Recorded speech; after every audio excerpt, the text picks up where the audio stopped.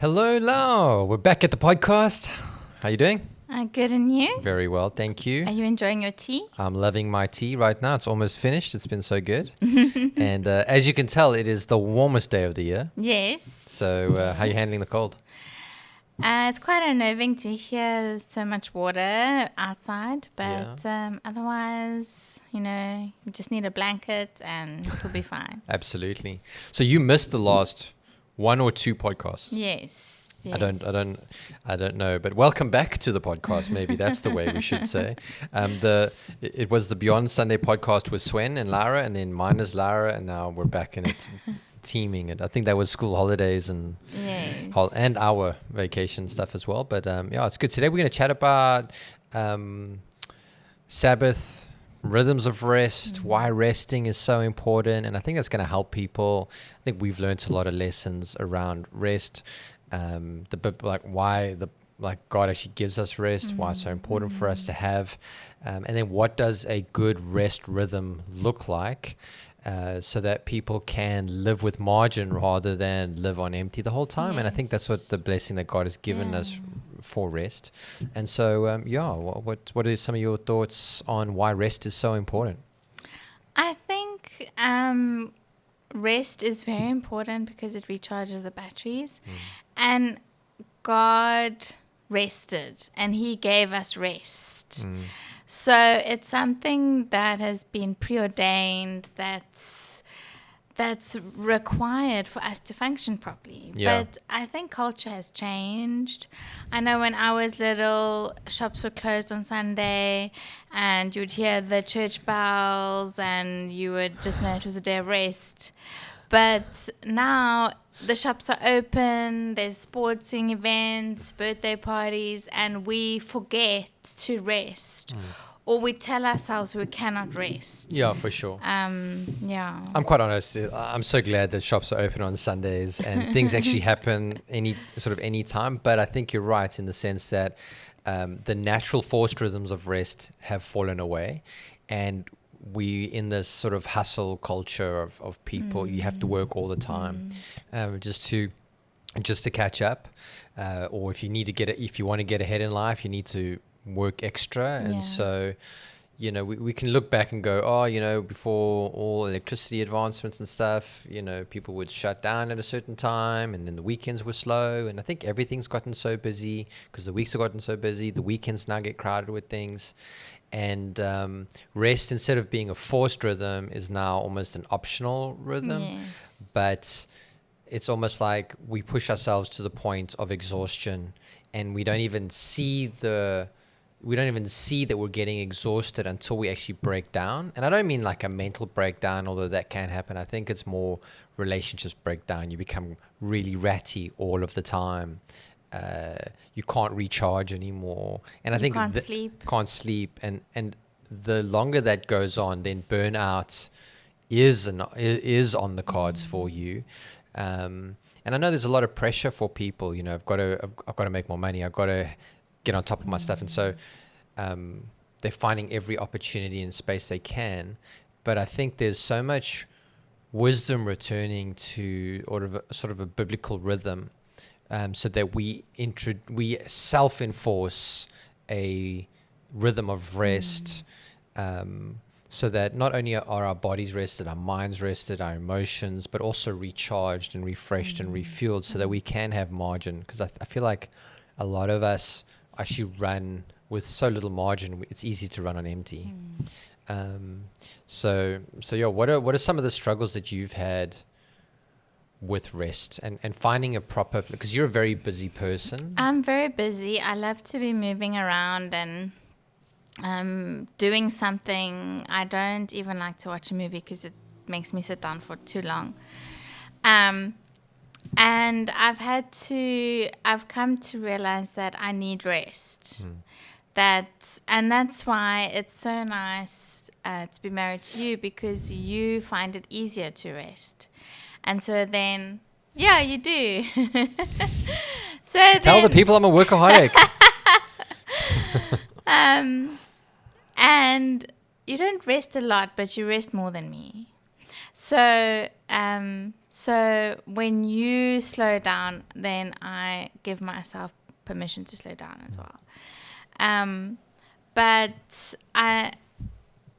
I think I've been learning more about the Sabbath lately. And for us, it's difficult because our Sundays are really, really busy. With, like, you would preach on a Sunday, I would lead teams on a Sunday. And Every Sunday, not just every now and then, but every Sunday. It's work for us. Yeah, and so we're still trying to figure out rest. We haven't solved the equation, but we're realizing the importance of it. Absolutely. And I think when God created the Sabbath, it's that first day of the week where the Israelites were commanded to stop and do no work, to spend time in worship. It's the Saturday, not the Sunday. Yes. I'm sorry, just getting it into more context. But yeah, they do Friday and Saturday, Friday night to Saturday. But it's the whole concept of first resting, like you work from rest, not work and then rest. So so we go, so it's like one day of the week where you take your rest, full 24 hours basically is what God had set up for the Israelites, so that they could have time with family, have time for worship, remember God, remember all that He's done for them, and then get that forced sort of rest period and refreshing. And so for us, it's not necessarily a law that's been given to us in the New Testament for sure, but it is a principle that God has put into place since even before the Israelites were formed as a nation, really. When He created for 6 days, rested the seventh day. It taught us the importance of rest. And so for us, it's like, okay, pick a day in the week so that you can worship, that you can be with your family, that you can do things that rest your body, rest your mind, but also refuel you, like get away from the work. And it's actually a huge thing of trust, right? Yes. Trusting God that your 6 days of labor is enough, and He will bless the seventh day, and He'll actually bless the rest of the week as we commit a day of the week to the Lord. And so it's such a beautiful principle that it's not like a hard and fast rule, but it's actually a blessing. Like it's a gift. It is a gift for us. And so we think that there's like biblically you can see it, but even just practically, I think that we need rhythms of rest where it's almost on autopilot, right? Like this is something that's going because you've locked it into your diary, into your calendar. So it's like a day, like a daily rest, a weekly rest, and then a seasonal rest. Okay, I think we've also learned the importance and the value and the benefits of all of those things.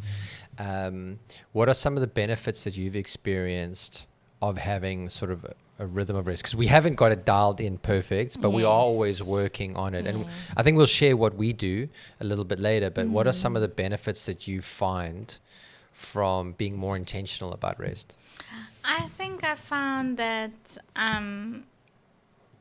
I'm more energetic when Sunday comes around. I find that I feel more at peace, and I find that I can trust God more. Yeah. Yeah, very good. And what benefits do you find from rest? I find it gives me margin, because I think as a saying, like if you don't take a break, eventually you will break. So I found that it gives all of those things that you said, but just gives margin in my soul, helps me in my emotions, because I don't feel like I'm constantly being bombarded because everybody wants something from you in any workplace, and if you study or do other stuff at night, like there's a constant on the go. And I find that having that rest rhythm is almost a preset or a predecision to do a year in a healthy way. So I found that I'm more physically healthy, emotionally healthy, when and spiritually healthy when I'm resting well. Like I'm intentional about it. When I start compromising on it, it starts creeping in and I start feeling the effects of it. So I definitely feel way more margin, like space between healthy and breaking point is much bigger. So that's been super helpful. I find as well that prioritizing a devotional time every day gives me rest in that day. And I can trust him and I can go in Jesus' strength and do the things I need to do. And Jesus says, come to me, you who are weary and burdened, and I will give you rest. For sure. And I think we mustn't minimize or rush our devotional time. We must really dig into it and prioritize it, because I believe with all my heart that Jesus is the one who refreshes.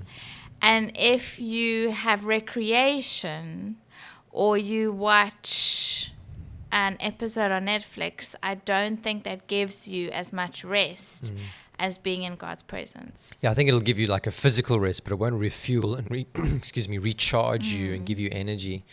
I actually think the healthiest thing you can do for your life is to be in a intimate relationship with Jesus on a daily basis, where you've carved out however amount of time that is, but that's the most important thing that you're going to do that day, because it's out of that you get spiritual strength, you get vitality, you get rest, you get refreshing. I think that's the best thing for margin, and so many of us compromise that first because it's the easiest one to let go. But actually to have that decision is the most important, because honestly, like I find the shorter the time with the Lord, the more stressed, the more anxious, all of that. I guess like it's a place we get to go get, instead of anxiety, you get to get peace, right? And that's why I like that time with the Lord is actually a daily rest, because you get to stop, you get to worship, you get to hear from the Lord, you get to confess sin, you get to deal with stuff in your heart, you get to and slow down and think of nothing else. So yeah, I think that for me, that is the most, out of everything else, that is the most important, because there's grace for every day. I think we need to tap into grace every single day. And that's for me has been, so I had a season where I had little, like every day with the Lord, but I was getting smaller and smaller and smaller because of the weight and the pressure and the things that we needed to get done. And actually this year I've committed to a certain time, and it's been so much, but like nothing happened. I 80% of the time, nothing happens in that time because I've guarded it. And and I think I'm in a probably a unique position on the time, but it doesn't mean that whatever time you have, just block that off so that nothing else gets that time. It's super helpful. Yeah. So I think on a daily thing, like, because we're going to go daily, weekly, seasonally, I think daily, the time with the Lord, for sure. Is there anything else that you can think of on a daily? Well, I would say that exercise also helps. I don't know. Yeah. It's a kind of like a mental rest. I think, I don't know if it's rest, but I think your body rewards you from exercise with good feelings and you deal with stress. So I think you should exercise, but not because you need to rest. I think that is activity. I mean, you can do it, but I don't know if that's a form of rest. I think afterwards you get all the good feelings, which is, and you've worked out all the stress, anxiety, the worries. So I think it's healthy, and I think it's helpful. But I don't know, like maybe for some people it is rest. Yeah. I find it very stressful in the moment. Yeah. Strenuous, What about a weekly? So we said we would also talk about weekly rest. Yeah. Well, before we get to weekly, I think the one thing for daily, I think it's time with the Lord. The other thing I'd look at is sleep, where possible. Like when you got young kids, you sleep when you can sleep. That's just a reality. I realized early on that I'm actually a nice person on 6 hours sleep. I can get before 6 hours, I'm terrible. 6 hours is breaking point for me. And I actually find at 8, I feel my best. But I've tracked my sleep now for the last 2 years, and I average around 7 hours. It used to be 6.5, and I think I'm getting about 7 hours sleep, and I feel much better. And even like there's so many scientific articles around at the moment on how rest is you're more creative, you've got more energy, you're better at problem solving, all of that. So even just getting your sleep, fixing your sleep. Yes. I don't know if this is true, but I heard that Netflix's like goal is to actually keep people awake through watching their series. So, I mean, that's their goal. The longer that people are watching, the more the benefit that it is for their platform. So I think just finding ways to not go to bed super late. Like I'm classic. I'll go to bed late, and then sacrifice sleep. But I think just protecting that sleep is a powerful thing for daily. But what about weekly? Well, weekly there's the Sabbath or the Sunday rest or whatever you would like to call it, but it's basically you take a day to rest. Some people recommend from sunset to sunset. Other people say from the morning to the night. I think what's most important is that you actually take some time out. And it's also good to realize it changes in your season of life. Good. I was listening to this other lady and she was saying she had, at one time she had 4 kids under 5. So, so she couldn't have a bubble bath or read a book or go for a walk by herself in the forest. But what she decided is that on Saturdays she would not do any laundry and she would take the kids to the petting zoo. And that became her Sabbath. She did what she could in the season that she was in, and she said they would laugh at the bunnies and they would leave the petting zoo happy, and that was her Sabbath. That's good. And I think for us it also has changed over the years. Now Samuel has a lot of sport, but even that can be quite an enjoyable thing. Being in the sun and watching your child play sport can be a type of rest as well. Yeah, I agree. I think depending on your season of life and will determine how that looks. But I do think actually we're going to make this a priority. And when we talk about Sabbath rest, it's not talking about just sitting on the couch or resting or having a slow time. I actually think you have to incorporate worship in your because in your resting you can worship God. Like we're called to worship Him every day, but especially like weekly. Yes. I think for a lot of us it looks like being in a church service. Yeah. Whether you're serving in that service or you're attending that service, that is a worship, an act of worship to the Lord. I think that's crucial. And then I think doing things that you enjoy doing, the things that you're passionate about, where you can. So some people are like, no, don't watch movies. But if movies is how you refresh and enjoy, I wouldn't say watch all day long. But if there is something that's on that you want to watch, enjoy, do that, because you're getting rest. Spend time with your family if you enjoy that. Friends if you enjoy that. I think what's helpful in our time and day, our cultural moment, is probably to get away from like social media if you can. But just something where your mind gets a break, your body gets a break, your soul gets a break, all of that kind of rest. So how does it look? How does it look like for you or for our family now in this season? Well, one thing is I try to do all my shopping on Friday afternoon. So we rest more on Friday night and Saturday. And so it's not restful for me to go to the shops. I love going to the shops. I love going to the shops and just looking at lots of stuff. Do you think my family would enjoy that? No. I love watching movies. Do you think my family would enjoy that? No.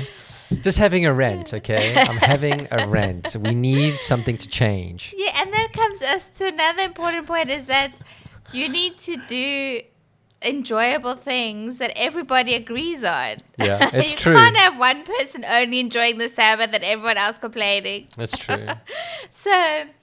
So we try, okay, so I try to finish my shopping on Friday afternoon, and then Friday night is quiet evening, and we have dinner, and maybe we'll light some candles. It's not necessary, but it can be something to mark the start of a restful period. And then I would like to spend quality time and stare into each other's eyes and talk the whole night through, but that is not what my family likes. So we've compromised. One Friday we'll play a card game, and the next Friday we'll watch a series or a movie or something, because that's what Sven likes to do. That's the intention. Yeah, so but something that our whole family will enjoy, so usually an animation or a cartoon. So that is what our plan is. Do we always get it right? No. Do things pop up? Yes, but we're trying. Yeah, we're trying. It's the goal. It's the intention. There is intentionality behind it. And then, of course, on Saturdays, it's looks like a slow morning. We're not rushing anywhere in the morning. I'll probably go work out. We've done a hike. We've done a walk. So it's something like that, getting us outside. Football, watching Samuel play football. Yeah. And then again, a slow afternoon with lunch. And if there's any sport on, we'll watch maybe a football match or something like that. So again, just slow things that we enjoy, but we want to get outside, definitely, where we can.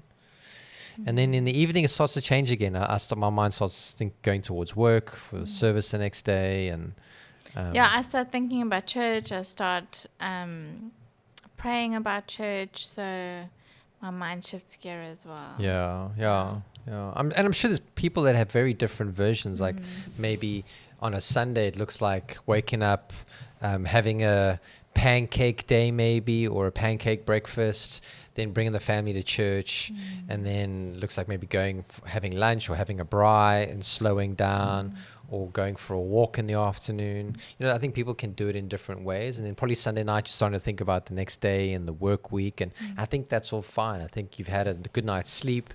And then in the evening on the Sunday, you can start thinking about work and the rest of the things. But just that period of time, a day of worship and of relationship and environment, I think is helpful. Yeah. And then you had some interesting insights into like seasonal rest. Yes, so the Israelites were commanded by God to take notice of certain festivals, like the Feast of Tabernacles, the Feast of Weeks, different types of festivals, Passover, where God said, do no work, but commemorate the festival. And they would go to the temple and worship there. And that was also seasonal times of rest that they had in the rhythms of their lives. And I think it's important to take holidays, to take some time out. We also, so the Israelites had set times, and we have Easter and Christmas and school holidays that forces us into set times of taking rest. And it's important to take that seriously and to try and make some memories, do things that refuel you, spend time in worship, like at Easter and Christmas, spend time in worship. And also part of worship is reminding your kids about why we worship, why it's Easter, why it's Christmas, and raising them up to be worshipers as well. I love that because I think we all want holidays. I think we need holidays. I think it's because it's just a good opportunity to get a complete rest and reset almost. Personally, I think you should get 2 weeks annually, consecutively if you can. 3 is prime, and then 4 if you just got way too much leave. But I think that break is like you get a release. You realize that my value is not in what I do. My value is who I am before the Lord, who He is, who's made me to be. And so, like, I struggle with prayer time or reading my Bible and prayer time when we're on holiday, because I'm thrown out of my structure. But I try to read the Bible every day. But what I do is I try to do walks. Like when we're in Amanas, we try to do walks, and in that, just enjoying the beauty, thanking God, just resting in that way. Yeah. And it really is a good reset. You know, I haven't met a person yet who comes back from leave more grumpy, more tightly wound. Like most of the time when people come back from leave, it's like you feel more refreshed, you feel lighter, you feel ready, you've got the energy again. And I think that's such a healthy thing. And I love what you've said about, like, also spend the time for worship. So around Easter and Christmas is the time that most people do take time off. I think making those days, like, there's a reason behind Christmas, there's a reason behind Easter, and having a focus that's beyond us, I think, is so healthy and helpful. So the to summarize, like what we're saying, is like a daily rest. That's like a time with God, set apart time. Then a weekly rest, where it's like, again, worship and family and all that, once a week. And then a seasonal one where it might be once or twice a year where you take a holiday, and if it's somewhere outside of the city or in the city, it doesn't really matter, but getting that consecutive, I think is so helpful. And I think that's going to help people stay maintaining a margin and healthy margin. I think that going away, getting outside of your city is probably the best, getting outside of your immediate area is a better way to do leave. But I guess people enjoy leave differently, right? Some people like to go overseas, some people like to go camping, whatever that is.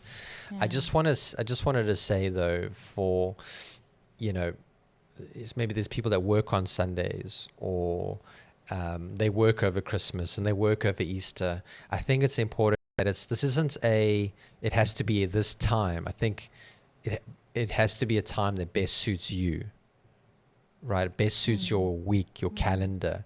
So don't worry about what day it is. Think rather get to a point where you're observing those things and actively doing those things so that you can get the benefits of it. Yeah, I think rhythms of rest are embedded in creation. Yeah. And it's there to bless us, not for us to feel like we have to do it a certain way. Yeah. And I think, like Jesus even spoke about the Sabbath, and he said that the Sabbath was created for man, not man for the Sabbath. And so it's a blessing. It's not a prescription. Yeah, yeah. And I'm sure was it Ecclesiastes? Is it Solomon who writes it? I don't know. It was Jeremiah. But like the writer of Ecclesiastes goes like, yeah, there's a time for rest and there's a time for work. There's a time to be born. There's a time to die. Like everything has a rhythm and a time. Yeah. I think realizing that and actually letting the pressure fall off your shoulders and go, you know what? I'm not a robot. I'm not made to go 24/7. I need to stop because I'm more valuable than what I think, right? So yeah, I mean that's it. I think some other things we like rhythm, like stuff that we're trying out now is we're trying a weekly like couples conversation meeting. We look at termly, like reevaluating how things are going, reevaluating our values and reevaluating our goals and our vision. So we're trying to build those into our rhythms as well. Times to stop, and some people say work on it, not in it. And I think that's also going to help. And I think we're not going to get it perfect, but I think we have to have a target to aim for. And we, in our life group, we did this thing where we put it like it wasn't really a calendar, but it was kind of like a table. Yeah. A table of when you were going to do certain rhythms. Yeah. And just to see it laid out, just put some structure to it. Yeah. And just made me think, yes, I will do that then. I will do this now because it's set out. Yeah. Yeah. I must say, like, I'm not a structured person by default, and so structure sounds very boring to me. But since implementing structure, you can actually plan and get ahead, and so that you're not thinking last minute, oh, I should take some leave. You're otherwise I'm going to break down, because you've planned it, you've looked at it in advance, and you've seen your schedule. You actually are so thankful when leave arrives because you've planned it in advance. Like I was checking in my calendar and I got such a cool surprise that in September I've taken another week's leave. I'm pretty sure. So that's pretty awesome. Or October. And I think, wow, cool. Like something to look forward to. So I can go. And then at that point, take a bit of a break again. So yeah, I think the structure is actually there to help. And so committing to it is a good thing for all of my non-structured listeners out there or viewers, because I can relate, but it's been such a blessing to have the structure and think about it in advance. Any concluding thoughts? Are you finally going to commit to watching more movies? No. Oh, okay. Fine. We'll find other ways to rest. Yeah, you should do you should act out a movie, like charades in the lounge, so that way you get your eye contact and conversation, and I get entertainment, and so does Samuel. So it might have to be like a kid animated kid charade. Yeah, with animated movies. Yeah, or those finger puppets and like felt boards. It's back to okay. Anyway, we'd love to hear from you guys if this has been helpful to you. How are ways that you're currently resting? What does your rest rhythm look like? Your Sabbath rhythm look like? And if there's anything else you want us to discuss, please let us know in the comments. We'll check it out. We'll respond, and we'll, if we can answer it, we will. Bye. Bye.